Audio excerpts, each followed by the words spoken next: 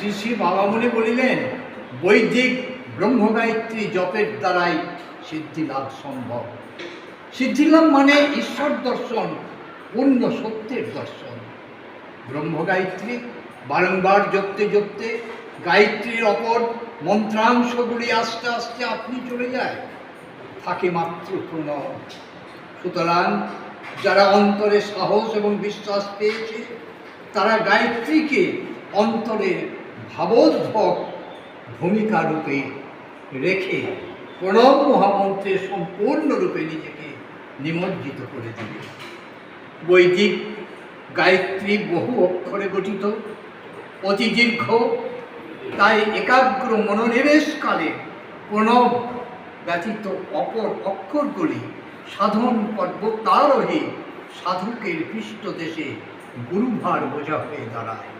সে সময় বোঝা কমিয়ে একমাত্র প্রণবেই সন্নিবেশ করতে হয়। স্ত্রীলোকের ব্রহ্মচর্য।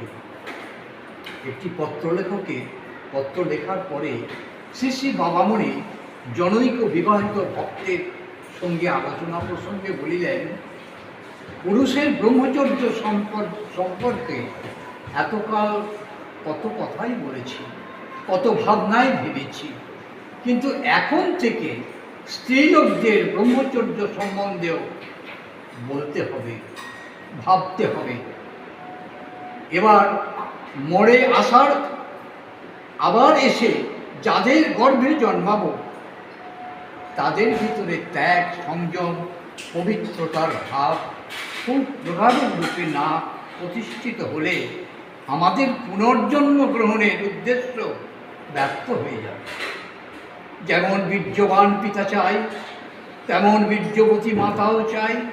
যেমন প্রবুদ্ধবর্তী জনক চাই, তেমন প্রবুদ্ধ শক্তি জননীও চাই। যেমন দীপ্ত জেতা তেজা বাপ চাই, তেমন দীপ্ত শৌর্যা মাও চাই। এর জন্যই পুরুষ জাতির মধ্যে ব্রহ্মচর্যকে সুপ্রতিষ্ঠিত করার চেষ্টার সাথে সাথে যুগপৎ স্ত্রী জাতির মধ্যেও ব্রহ্মচর্যের প্রসার ঘটাতে এবং যত্ন নিতে হবে।